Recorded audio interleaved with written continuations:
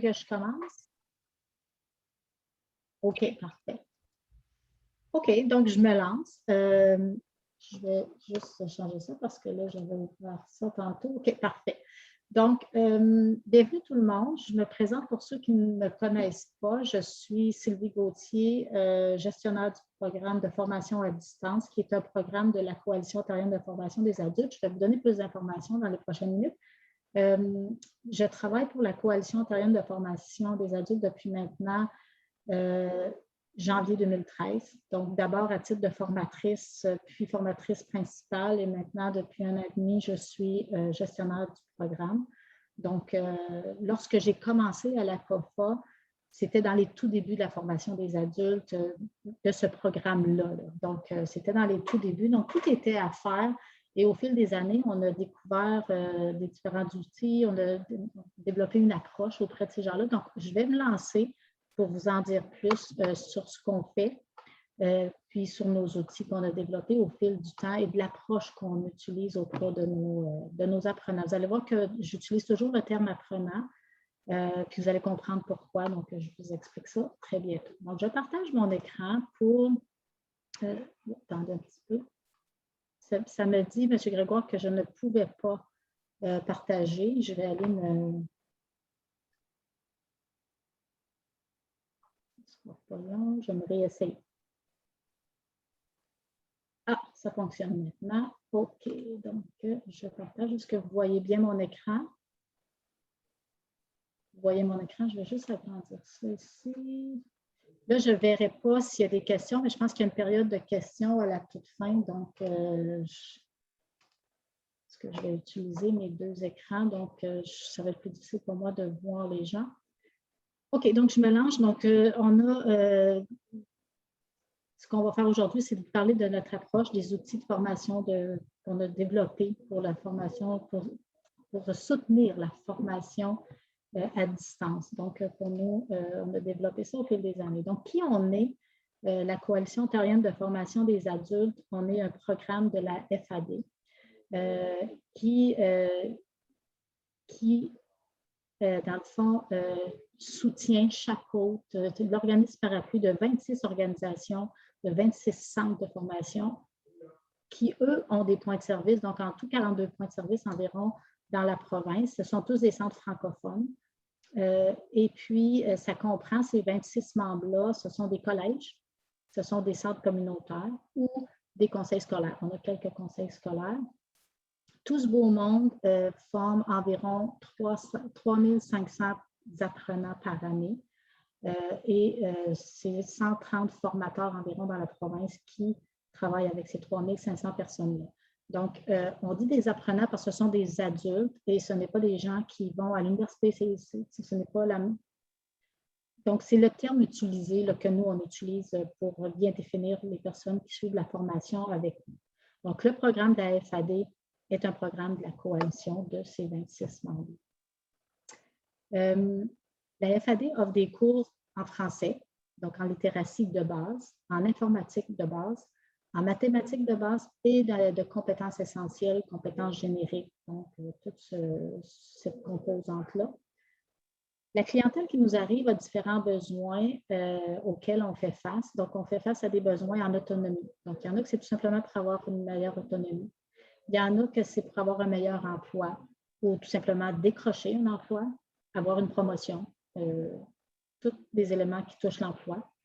On a aussi des gens qui sont aux études postsecondaires ou qui veulent obtenir un diplôme d'études secondaires ou en formation en apprentissage. Donc, en fait, on n'offre pas de diplôme, on n'offre pas de certification, mais on aide les gens à l'obtenir en leur donnant de l'appui autant en français qu'en informatique, en mathématiques, compétences essentielles. Donc, on a besoin de certaines de ces compétences-là pour atteindre ces objectifs-là et nous, on les aide à l'atteindre. Donc, nos formations sont basées pour ce type de clientèle-là. On touche seulement la littératie, numératie, informatique de base, donc on touche les niveaux 1 et 2 et 3 en littératie. Donc, on ne touche pas les plus hauts niveaux, donc ça, on laisse ça aux autres. Nous, on touche vraiment la base de la littératie. Notre clientèle, elle est très, très variée. Donc, on touche la clientèle, on parle de particuliers, mais en fait, ce sont parfois des professionnels, des chercheurs d'emploi, ça peut être déjà des étudiants ailleurs qui font de la formation avec nous, etc. Donc, c'est vraiment là, très, très varié du côté des particuliers. On a aussi les centres d'alphabétisation, les centres de formation de base qui, eux, à l'occasion, nous réfèrent des gens ou travaillent conjointement avec nous. Donc, on fait de la formation mixte très, très, très souvent, même que je dirais que la majorité de notre clientèle est déjà dans un centre de formation, mais a besoin d'autres choses. Donc, on fait ça conjointement ensemble. On a des gens qui nous arrivent qui sont de l'université, qui sont à l'université.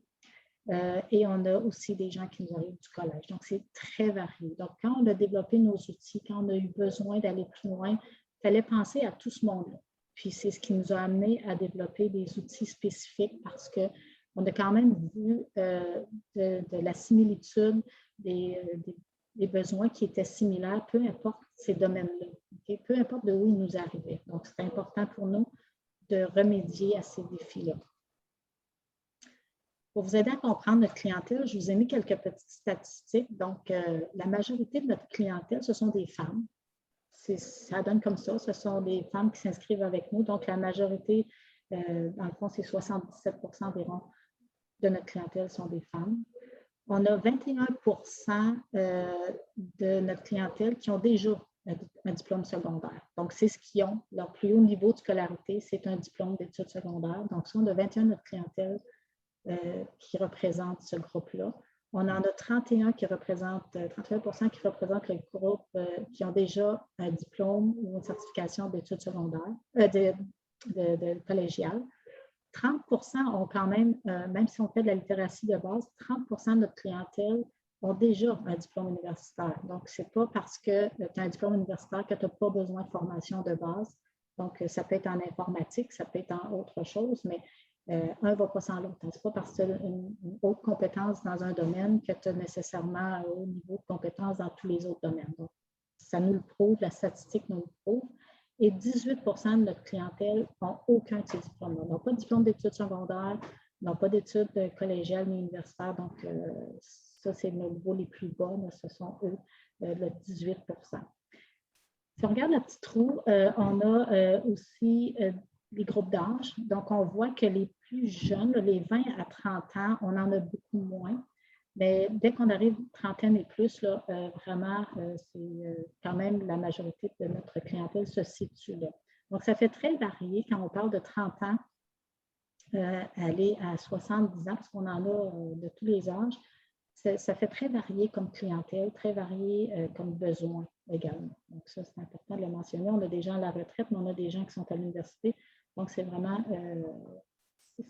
c'est différent comme clientèle et on a besoin de s'ajuster. Donc, au fil des années, on a répertorié différents défis qu'on rencontrait avec nos apprenants, des besoins, des réalités différentes. Donc, si on regarde, je vous ai listé les différents défis qu'on a relevés, puis comment on a fait. C'est à partir de ces défis-là qu'on a développé nos outils. Donc, par exemple, la confiance en soi. Souvent, on rencontre ce défi-là. C'est une compétence en soi. Souvent, ils sont gênés parce qu'ils ont un manque en technologie. Ce n'est pas parce que tu es un médecin, un chirurgien et tout ça que tu as continué de développer des compétences qui suivent l'évolution de la technologie, puis à un moment donné, tu es dépassé. Et là, tu deviens que tu perds de la confiance en soi, tu rencontres des défis. Donc, ça, c'est souvent une réalité qu'on a rencontrée avec les gens qui étaient plus de haut niveau scolarisés. La confiance, ils étaient en train de la perdre. Donc, on devait relever ça. Puis autant, on le voit avec nos apprenants qui sont peu alphabétisés. Ceux qui nous ont 18%, là, souvent, eux, ils n'ont pas de confiance en soi, eux non plus. Donc, ça, c'est un facteur qu'on a rencontré très, très, très, très souvent. Le défi de la technologie, bien entendu. Il y en a qui n'ont même pas d'Internet haute vitesse. Il y en a qui n'ont pas d'ordinateur, donc qui n'ont pas nécessairement les outils technologiques. Donc, ça, c'est important aussi. C'est un autre défi qu'on rencontre. Le vocabulaire qu'on utilise, hein, souvent, justement, s'ils ont peu de connaissances en informatique ou quelque chose comme ça, mais ça pourrait arriver qu'on les intimide avec notre vocabulaire, peu importe. Donc, on s'est habitué à utiliser des termes simples, des phrases courtes et très, très concis. Donc, on veut vraiment être précis avec des images, avec du visuel pour les aider encore davantage aussi à s'identifier puis à bien maîtriser ce qu'on enseigne. Donc, ça, le vocabulaire utilisé, le visuel, c'est très important. On a aussi vu beaucoup le temps. Le temps, c'est un défi pour nos apprenants parce que ce sont tous des adultes, souvent avec une famille, un travail, des activités sportives pour les enfants, pour eux. Donc, ils ont une vie sociale, ils ont tout ça. Donc, souvent, ils n'ont pas ce temps-là de suivre la formation. Donc, ça, c'est un défi qui trouve le temps dans la formation. Donc, on s'est aperçu que plus les formations sont courtes, plus les formations sont précises pour des besoins spécifiques, sont plus portés à suivre la formation parce que c'est pas pour longtemps, ça va durer quelques semaines, c'est terminé, ou c'est une séance, puis regarde, j'ai appris plein de choses, ça répond à mon besoin. Donc, ça, c'est important de répondre au facteur temps. L'assiduité. Alors, on sait que si, par exemple, il y a une formation qui se donne à 18 h le soir, puis que la personne est prise dans le trafic, elle a une famille pour qu'elle fasse manger les enfants, bien, elle va dire, ben, regarde, 18 h, c'est trop tôt, je n'ai pas le temps, je le prendrai. Je ne suivrai pas ce cours-là.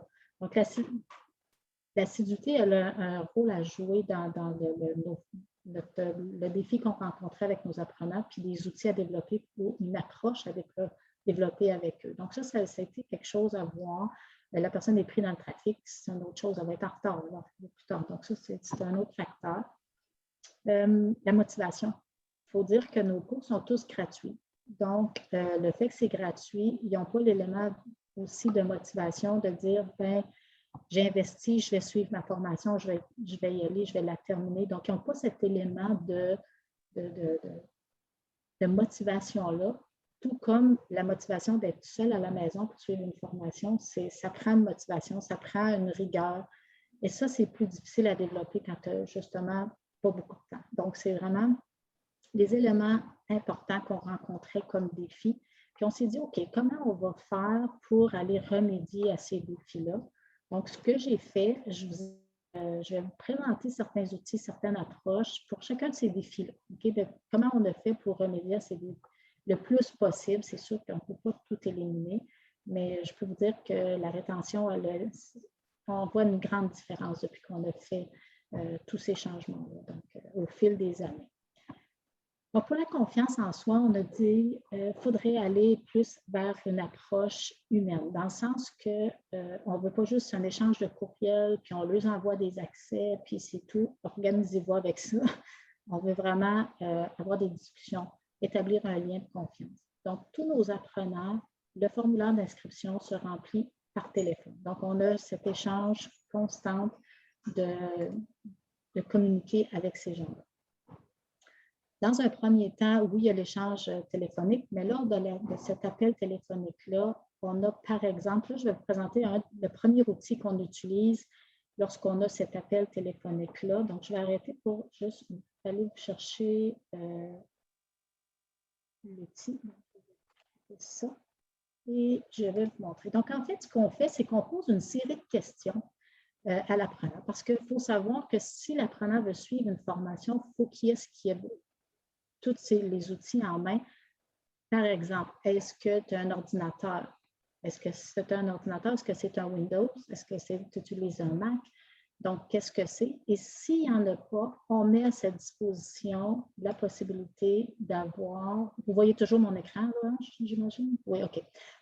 Donc, d'avoir un technicien. Donc, notre technicien se porte disponible pour aider ces apprenants-là. Donc, une fois que notre commis remplit le formulaire et posé ces questions-là, donc avez-vous un casque d'écoute? Avez-vous une connexion Internet haute vitesse? Donc, si c'est oui, si tout est beau, il n'y a pas de problème. Mais si par contre la réponse est non, on remet ces réponses-là à notre technicien et le technicien communique directement avec l'apprenant pour l'aider. Soit lui offrir des pistes pour se procurer un casque d'écoute, se procurer l'Internet haute vitesse ou tout simplement vérifier. Parce que souvent, l'apprenant va dire, ben, je ne le sais pas, c'est quoi que j'ai comme Internet? Donc, notre technicien va communiquer avec cette personne-là pour vérifier son Internet et s'assurer qu'il y a tous les éléments en place pour suivre la formation. Parce qu'on sait que si l'apprenant se connecte une première fois, puis que ça ne va pas bien parce qu'il lui manque différents outils ou différentes choses pour bien se connecter, soit l'Internet, soit un casque d'écoute, il va décrocher. Ça va être tellement compliqué que sa confiance va juste dire non, moi, je ne vais pas suivre cette formation-là, j'abandonne, il ne suivra pas. Donc, ça, depuis qu'on a mis ça, ça l'aide déjà énormément.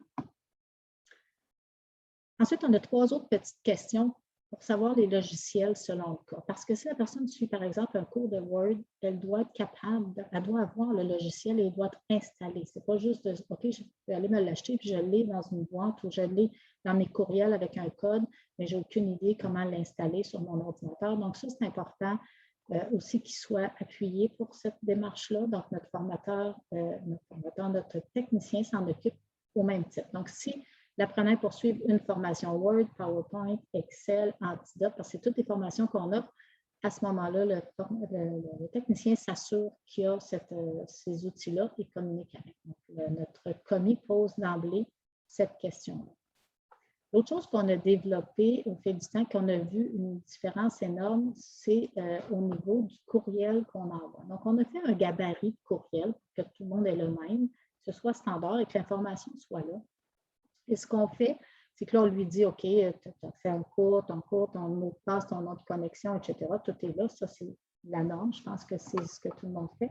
On a développé aussi des marches à suivre, étape par étape, avec des éléments visuels pour aider notre apprenant. Puis, on a aussi éliminé la pièce jointe, parce que même ouvrir une pièce jointe, ça pouvait être complexe. Donc, on a même été jusqu'à le mettre par un lien web comme ça. Et lorsqu'on l'ouvre, la marche à suivre, ce que ça donne, c'est... attendez, je dirais que je l'ai fermé. On va la réouvrir. Je pensais qu'elle était ouverte. Je vais cliquer dessus. Est-ce que vous la voyez bien? Oui, je crois que oui. Donc, voilà. Donc, c'est la marche à suivre qui s'ouvre. Donc, c'est vraiment étape par étape. Donc, étape 1, va sur le site web de la FAD. C'est un lien. Clique sur Cours autonome, entre ton adresse courriel, ton mot de passe. Et lorsqu'on arrive à la page d'accueil, il y a des vidéos que je vais vous montrer après. Donc, on a des petites vidéos qui expliquent chacune des étapes. Donc, l'apprenant a toujours accès à ces vidéos-là sur la page d'accueil de la plateforme de cours. On dit ensuite comment aller commencer son cours. Et voilà, donc il clique sur commencer, puis c'est fait. Donc, il y a toute la marche à suivre qu'il peut avoir à portée de main. Et puis, lorsqu'il arrive sur la plateforme de cours, on va aller sur la plateforme de cours. Ça, celle-là, ça c'est Zoom. Attendez un petit peu, on dirait que je l'ai fermé par erreur. On va aller le réouvrir. Est-ce que c'est ça? C'est encore Zoom. OK. On va aller l'ouvrir là. Tiens, voilà, c'est pas plus compliqué que ça. Donc, ça, c'est notre site. Ça, c'est notre site web pour tantôt. On va aller ouvrir la plateforme de cours. Je ne sais pas pourquoi, là, toutes mes pages ont été fermées. On va aller. J'étais prête. J'étais prête.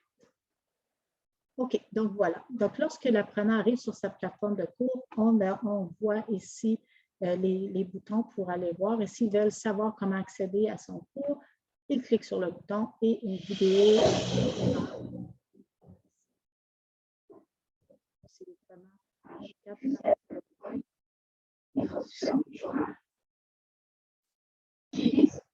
Donc, ça, c'est vraiment ce qu'on a fait pour améliorer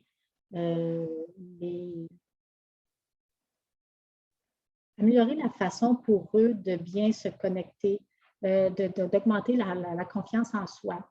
Parce que c'est vraiment ça qui est la base, le départ, l'impression qu'on a lorsqu'on suit une formation. On doit avoir ça le plus facile possible. Donc, ils ont quelqu'un qui leur parle, ils ont quelqu'un qui les aide avec la technologie, et puis ils ont plein d'outils pour les guider de façon simple sur la plateforme de cours et pour se connecter. Donc, ça, c'est les premières choses qu'on a fait pour aider la confiance en soi.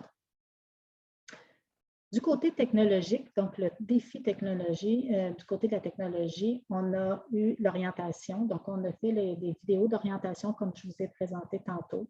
Lorsqu'on a la plateforme de cours synchrone, on a la même chose, le formateur explique et a une orientation à la plateforme d'abord avant de commencer le cours. Ça, c'est super important. Nos marches à suivre. Et on a l'outil de dépannage que je vais aller vous montrer, mais avant, je vais vous expliquer un petit peu ce qu'on a fait. Donc, l'outil de dépannage, c'est vraiment sur notre site web, plein de petites capsules ou de documents pour aider dans tous les domaines, soit avant la formation, pendant la formation, asynchrone, synchrone. Donc, on a vraiment ces éléments-là que je vais aller vous montrer, parce que je pense que ça, c'est une des choses qui a eu le plus de succès de notre côté à ce niveau-là,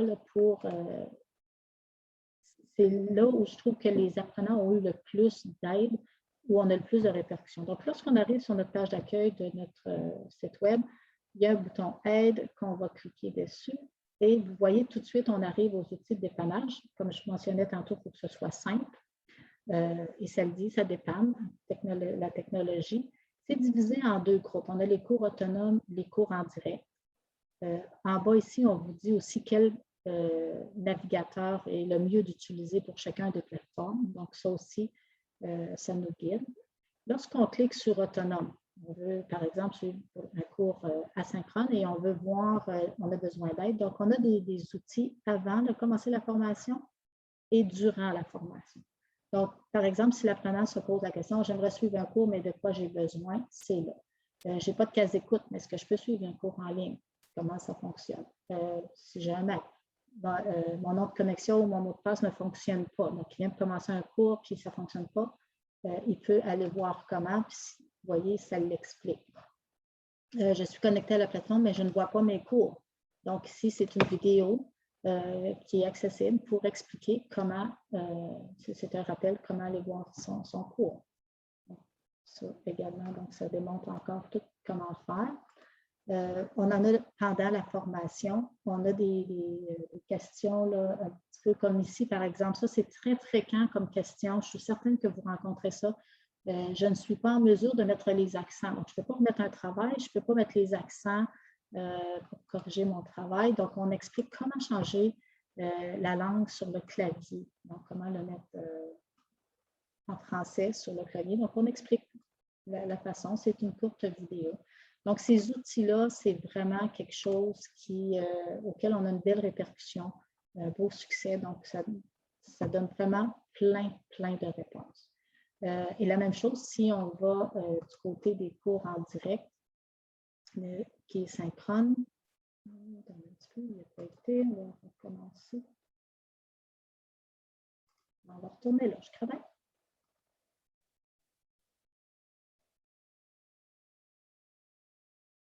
Voilà, donc si je viens ici, là, c'est les questions qui sont en lien avec les cours qui sont asynchrones, donc c'est plus facile pour l'apprenant de s'y retrouver. Donc, c'est vraiment là, axé sur des besoins qu'on a eu régulièrement, les demandes. Donc, là où on avait le plus de demandes, on a développé ces outils-là, ce qui nous a permis d'aller chercher plus de soutien pour eux, puis ça les a vraiment grandement aidés. Puis ça, c'est quelque chose qu'on met à jour régulièrement, parce que si on se rend compte qu'il y a une autre question qui est toujours là, on va dire, OK, quel outil on peut développer pour ça, puis on va le porter là. Donc, c'est vraiment un endroit auquel c'est tout répertorié au même endroit et l'apprenant peut s'y retrouver. C'est quelque chose qu'on leur dit d'emblée dès le départ. Voici, vous pouvez aller à cet endroit-là et vous faire aider. Et ça les rend autonomes, hein? Ça les rend plus autonomes parce qu'ils apprennent à faire ces choses-là par eux-mêmes. Donc, ça, c'est vraiment quelque chose qui les aide. C'est une formation en soi, d'avoir ces outils-là à portée de main. Le défi du vocabulaire, bien, en fait, c'est vraiment d'utiliser un langage simple, comme je disais, d'utiliser du visuel. Vous le voyez, nos marches à suivre, c'est soit des vidéos, des prises d'écran. Il y a beaucoup de visuels et de communication verbale. Donc, ça, c'est important, mais c'est toujours d'utiliser des phrases courtes et ce qui est simple, du vocabulaire simple.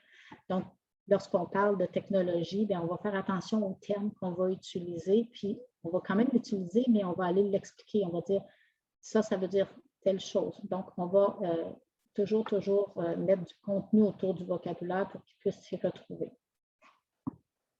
Lorsqu'on parle du temps, donc on sait que le travail est important, la famille est importante, les loisirs. Donc, on s'assure de respecter cette vision-là lorsqu'on le fait, l'heure à laquelle les formations vont être faites, de courtes formations. Tu sais, si on regarde notre programme de français, comprend 22 mini-cours. Donc, notre apprenant, selon le besoin qu'il a, on fait une évaluation à la base, on peut voir quels sont ses besoins. Si, par exemple, on voit que le défi est au niveau des participes passés, des déterminants, je ne le sais pas, là, peu importe où sont les défis, mais on va lui donner, on va lui dire, OK, suis celui-là, celui-là, celui-là, et ça va répondre à ton besoin. Donc, on ne passe pas par tout ce qui n'est pas obligatoirement à suivre parce qu'il maîtrise déjà ces notions-là. Donc, on rapetisse le temps, donc on diminue son temps de formation pour l'inciter à poursuivre, puis dire, OK, ça, je n'ai pas pour longtemps, je suis capable d'entrer ça dans mon horaire, ça va bien aller, je vais améliorer mes compétences, ça va m'aider pour, peu importe l'objectif qui s'est fixé, soit pour son emploi, pour ses études. Donc ça, c'est vraiment profiteur pour eux, c'est bon pour eux. Donc eux, c'est ce qu'ils recherchent beaucoup. Donc, la longueur, c'est ce qu'il y a de mieux et avoir des outils, ça va. Vous voyez que tout se rejoint. Hein? Donc, on a développé ces outils-là, c'est bon pour le temps, ça va être bon pour les prochains. Vous allez voir l'assiduité, la même chose aussi pour la rétention, pour les garder là, la motivation. Donc, ça aussi, c'est important. Donc, l'assiduité, le climat de confiance que vous allez créer dès le départ va aider. Donc, avec nos outils, on s'aperçoit que les gens sont plus présents, sont plus là, ils arrivent à l'heure plus avec tous ces éléments-là. Que les consignes soient claires dans les marches à suivre qu'on envoie, que toutes ces démarches-là sont claires, donc ça leur permet d'arriver à l'heure. Parce que si tu as le défi technologique, tu ne sais pas comment te connecter, tu auras beau arriver 15 minutes à l'avance, mais si ça te prend 1 heure de te connecter, c'est sûr que tu vas être en retard. Donc, le fait d'avoir des consignes claires et que tout ça soit précis, ça aide aux gens à être assidus à leur cours. Donc, ça, on a réglé ce problème-là avec ces outils-là également. Une chose qui est très importante, c'est la rapidité de répondre. Donc, avant un cours, si on n'est pas disponible, ça se peut que l'apprenant n'ait pas de réponse, puis soit qu'il ne se présente plus finalement, qu'il dise ben, personne ne me répond, je m'en vais, ou tout simplement qu'il va arriver en retard. Donc, nous-mêmes, il faut être assidus, il faut être au poste, il faut être rapide à répondre à l'apprenant en début de cours surtout. Tout au long, là, vous allez voir tantôt aussi, mais je pense que vous savez ces choses-là, mais c'est d'avoir les outils en main pour pouvoir y arriver. Je pense que c'est important et que l'apprenant le sache. Je pense que ça, c'est déjà là un pas énorme pour l'apprenant. Donc, maintenant, la motivation. On a vu que le fait d'avoir des dates butoirs, c'est très motivateur de leur côté. Donc, qu'ils sachent qu'il y a une échéance de prévu pour remettre un travail, pour terminer un petit cours ou un plus grand cours, mais qu'il y ait des étapes et des dates. Ça, c'est très important. C'est ce qui va les garder motivés. Parce que là, ils n'ont comme pas le choix. La procrastination, à un moment donné, elle a une fin parce que tu as une date qui arrive. Si tu n'as pas de date, tu vas toujours continuer. La procrastination ne changera pas parce qu'elle peut se prolonger jusqu'à temps qu'on ait une obligation. Donc, la date devient l'obligation. De notre côté, on a développé des outils aussi pour faire des suivis de formateurs de la part du formateur, dans le sens qu'on s'est fixé des échéances et des dates à nous-mêmes. Et le fait que l'apprenant sait qu'à telle journée, c'est les suivis. Le formateur fait ses suivis tous les vendredis. Donc, il le sait que s'il fait un travail dans la semaine, il y aura des réponses pour le vendredi. Il y aura un suivi. Donc, ça, pour lui, ça le motive. Ça l'organise à dire, OK, je planifie mon horaire en conséquence. Je sais que je vais avoir une réponse. Je le sais que je vais avoir ce que j'ai besoin. Et ça a été mis en place. C'est mis dans nos processus. C'est clair pour nous. Il faut que ce soit fait comme ça. On voit une énorme différence à ce moment-là. Et des suivis par écrit, par courriel sont faits à tous les 2 semaines si on voit que l'apprenant ne s'est pas connecté. Et puis, après ça, on appelle aux besoins. On va communiquer avec l'apprenant. Est-ce que c'est parce que tu as de la difficulté? Est-ce qu'on peut t'aider? Est-ce que tu rencontres un défi qu'on ne sait pas? Est-ce que c'est un manque de temps? Qu'est-ce qu'on peut faire pour t'aider? Donc, c'est surtout ça La question magique, c'est toujours qu'est-ce qu'on peut faire pour t'aider à arriver à ton objectif.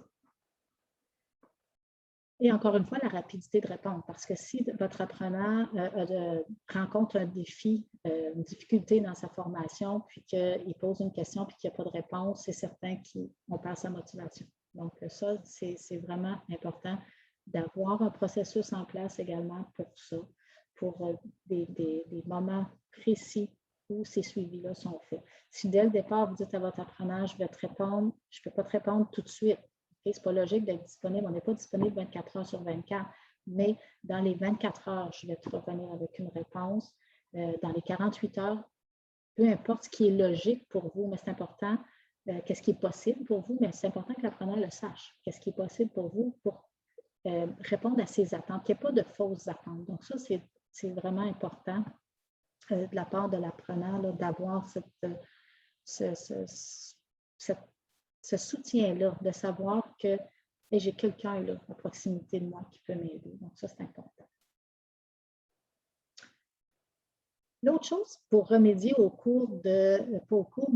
aux défis technologiques et tout ce qui entoure la formation à distance, parce que c'est très technologique, une formation en ligne, on a créé un cours qui s'appelle « Découvrir mon ordinateur Windows ». Dès le questionnaire de début, ça nous donne une réponse, est-ce que l'apprenant devrait ou non suivre ce cours-là? Et souvent, on lui suggère de suivre cette formation-là qui dure une couple d'heures, c'est très, très court.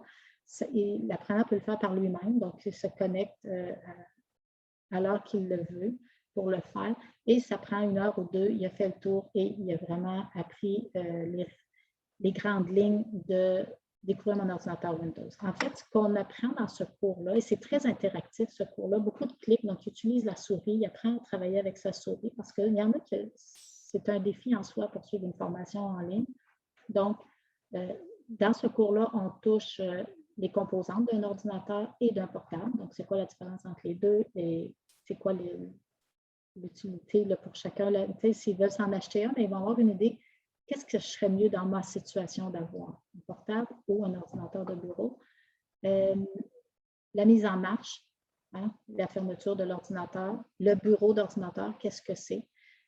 Comment utiliser la souris, les raccourcis, toutes ces choses-là de la souris, le clavier, mettre le clavier en français, transférer, donc toutes ces choses-là.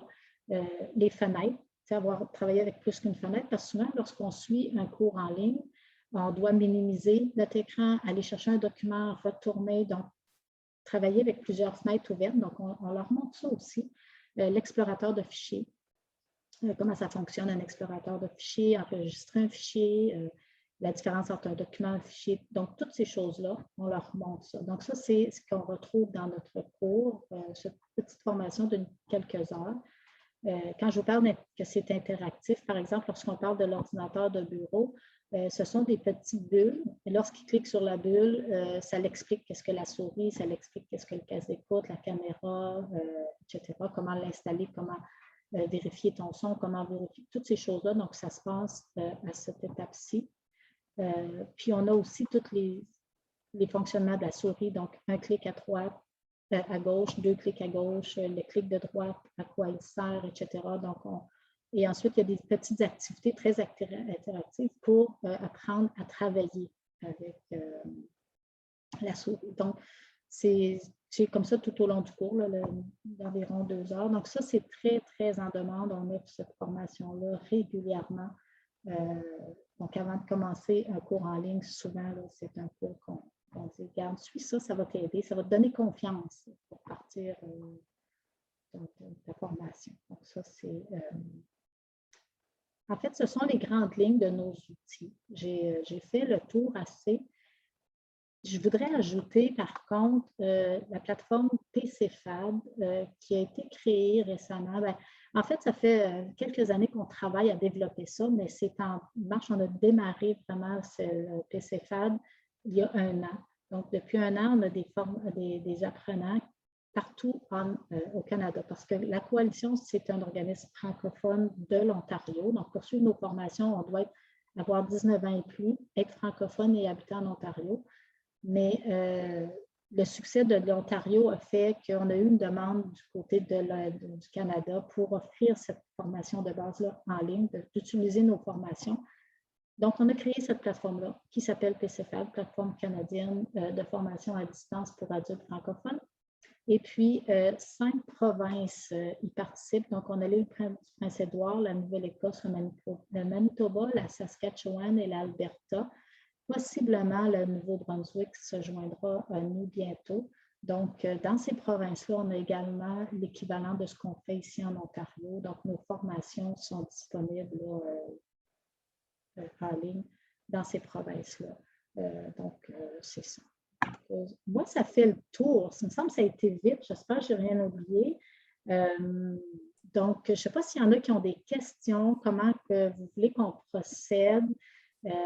S'il y a des choses que vous voulez que j'aille plus en détail, que je vous montre des outils spécifiques. J'ai passé rapidement les outils, mais peut-être qu'il y en a que vous aimeriez que ce soit plus en détail. Donc, j'y vais avec les questions. S'il y en a, je vais arrêter mon partage d'écran pour bien voir. Je vous remercie beaucoup, Mme Gauthier. Je vais prendre en fait le relais de mon collègue Robert, qui, comme vous le savez, a eu des problèmes de micro en début de rencontre. Donc, je vais animer au mieux à sa place la partie justement où les gens vont pouvoir vous poser des questions, avoir un complément d'information. Je vous remercie d'abord pour votre présentation. Ça a été très, très intéressant de voir de façon très concrète ce que vous avez mis en place pour répondre aux besoins de vos apprenants, parce que vous avez une clientèle effectivement très hétéroclite, donc c'est un défi important.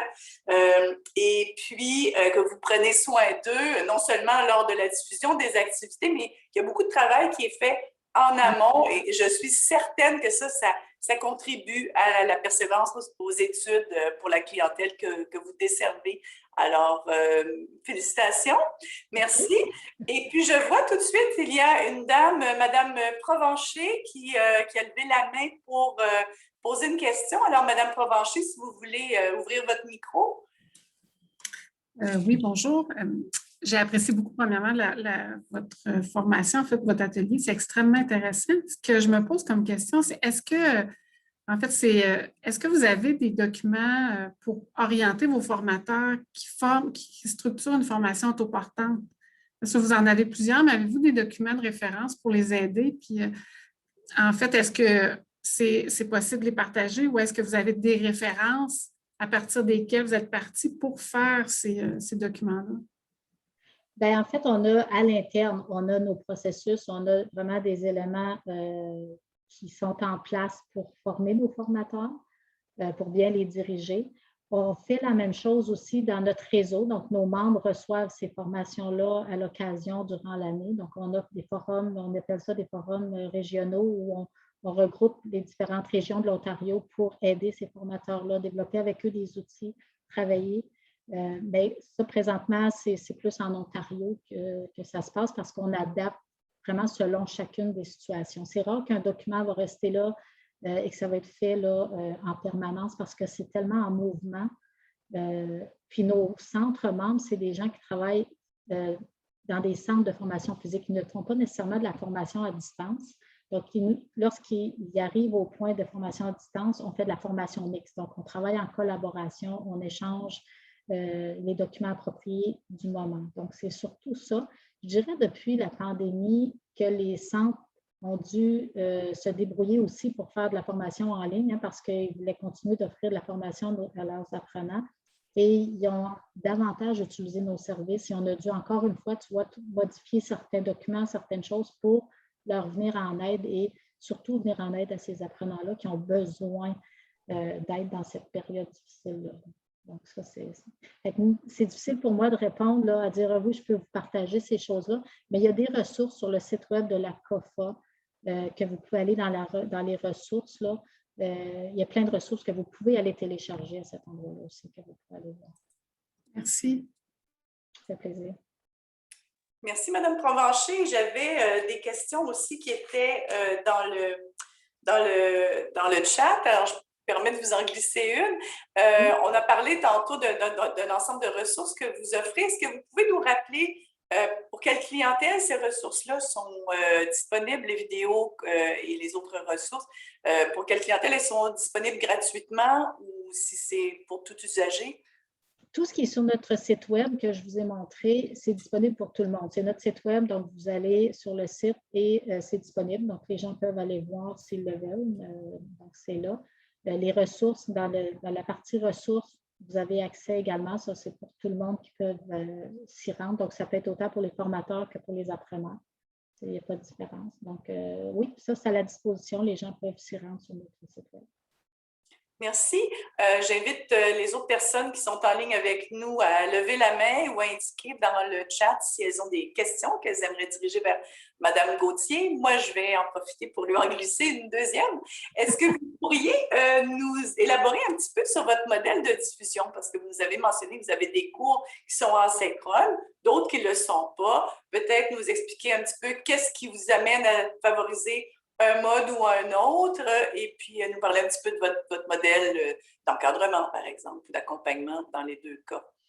Très bonne idée. Donc, nos cours asynchrones, ce sont des cours, on utilise plus souvent le terme justement cours en direct parce que, comme je vous dis, on utilise du langage simple. Donc, nos apprenants, pour eux, c'est plus facile si on dit que c'est un cours en direct qu'un cours autonome.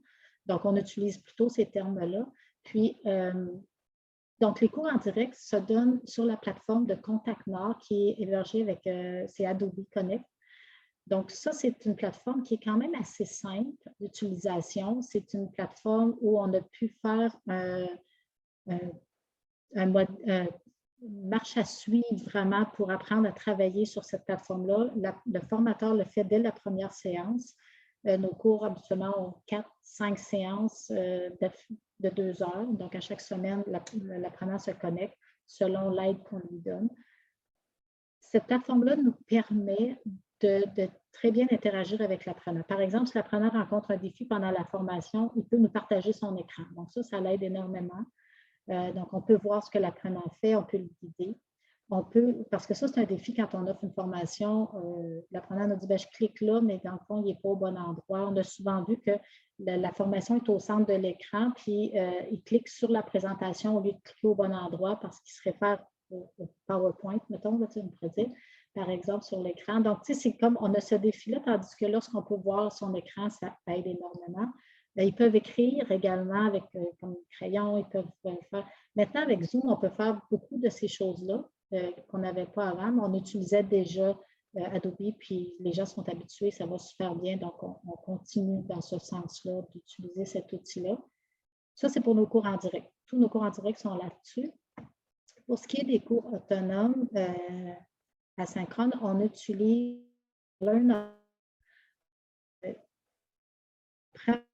Story pour aller ensuite sur Learn-A-Pond.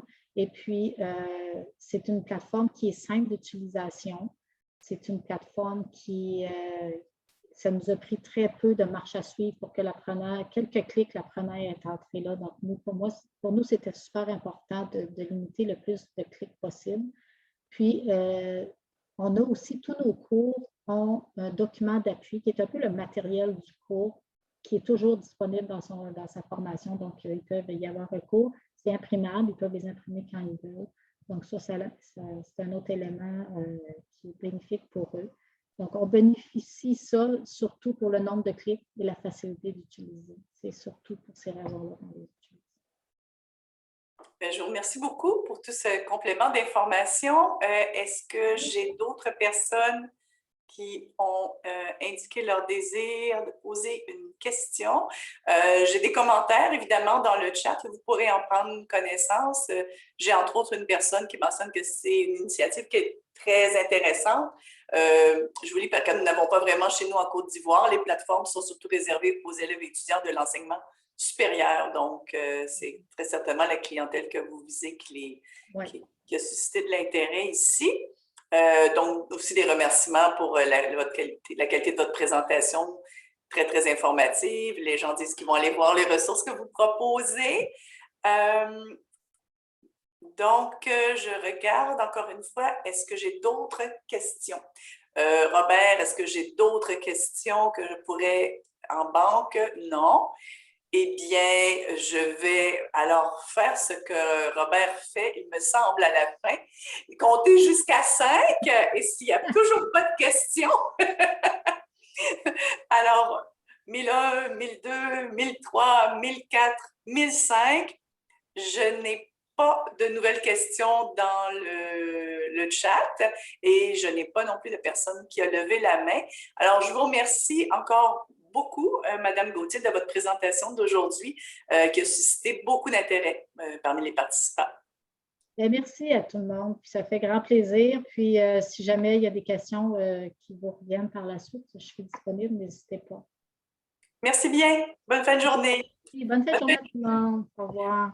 Bonne fin de journée à tous. Vous remarquerez dans le chat, il y a le lien pour compléter l'évaluation de la formation. S'il vous plaît, prenez une petite seconde, cliquez sur le lien et permettez-nous de savoir ce que vous aimeriez voir, entre autres, dans les prochaines présentations. Merci. Merci, au revoir. Merci, au revoir.